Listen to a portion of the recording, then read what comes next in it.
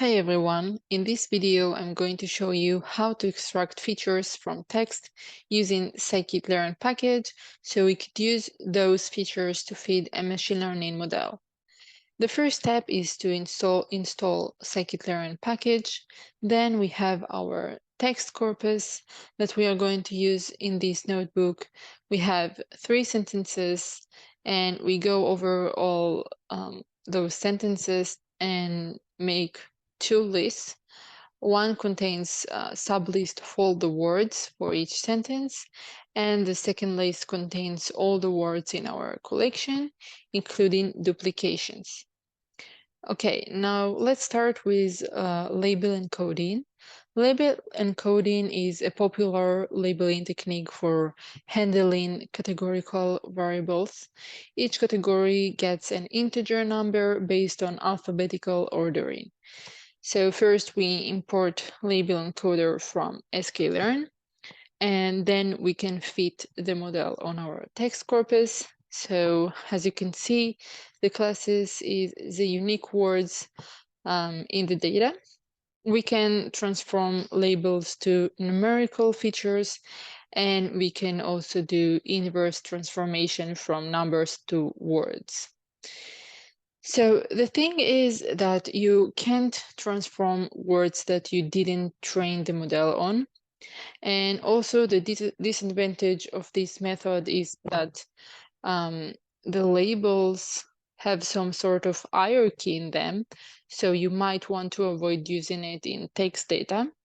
Instead, you can use one-hot encoding. In one-hot encoding, we convert categorical variables into arrays of bits, where all the values are 0 and only one value is 1 to represent the word that we want to encode.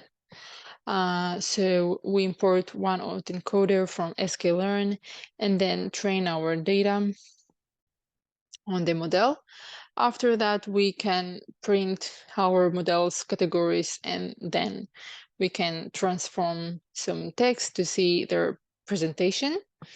The disadvantage of this method is that if you have a large amount of unique words in your text, you are going to end up with a large amount of features. So you can do some text processing before, like lemmatization or stemming, to reduce the number of unique words in your data.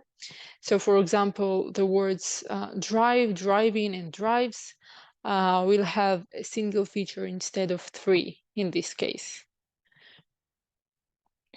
Now let's move on to bag of words.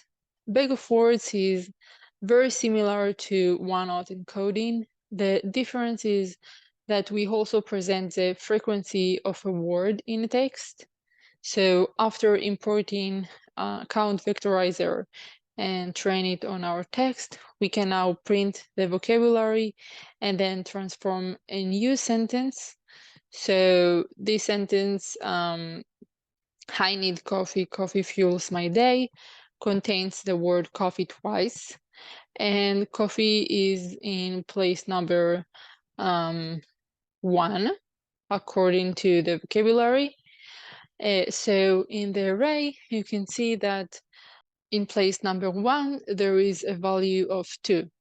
And in places number 4 and 5, there is only 1 to represent the words my and need. The rest of the words don't have representation because the model wasn't trained on them. If you don't care about the frequency of the words in text, you can just set the binary parameter in count vectorizer to be true, and then you get model that is very similar to one-hot encoding. Okay, now bag of n-grams model records the number of times that each n-gram appears in each document of a collection. So you can head to count vectorizer n-gram range parameter and set a tuple of minimum n and maximum n. So for example, in this case, I set minimum 1 and maximum of 2. And after training our set, you can see that our vocabulary contains not only single words, but two. So in this sentence, my cat is lovely. There is a combination of my cat, which is 8 in the vocabulary. So you can see that in place 8 in the array, there is 1. Another example is a range of minimum 2 and maximum 2. That will give a vocabulary of only pairs of words. So you need to be careful when you use n-gram representation because the number of features increase a lot. The last representation that we are going to see today is TF-IDF, which stands for Term Frequency Inverse Document Frequency. In TF-IDF, we use the frequency of words to determine how relevant those words are in a given document.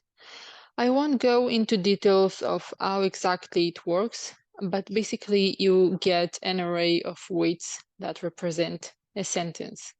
So after training TF-IDL models, we can transform sentences.